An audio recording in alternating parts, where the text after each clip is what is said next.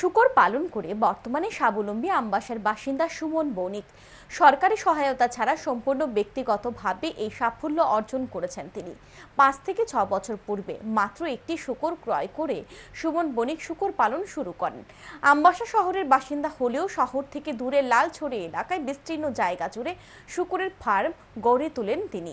বর্তমানে তার ফার্মে 40 থেকে 45টি শূকর রয়েছে, তার মধ্যে কিছু বাচ্চা শূকরও রয়েছে।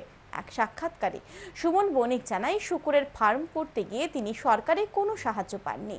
একটা সময় উনার ফার্মে 155টি শূকর ছিল, তার মধ্যে কিছু শূকরের মৃত্যু হয়েছে, আবার কিছু শূকর তিনি বিক্রয় করে দিয়েছেন। তার থেকে যে আয় হয়েছে তার বেশিরভাগ টাকা ফার্মে ব্যয় করেছেন, বাকি টাকা সংসার প্রতিপালনে ব্যয় করেছেন।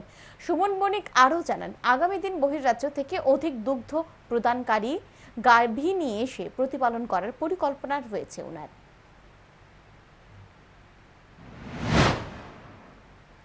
সরকারি ভাবে কোনো ভিজিট করে কোনো কিছু জানাইছে না? না, অনেক সরকারি ভাবে অনেক ভিজিট করা হয়েছিল, তো কোনো কিছু পাইছি না।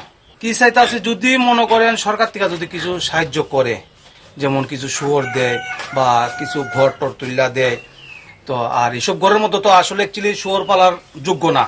শুয়োর পালতে গেলে তো আরটু উন্নত ভাবে করতে লাগে। তারপরও নিজের উদ্যোগে করতেছি, নিজের পয়সা দিয়া করতেছি, যাই করি। হ্যাঁ,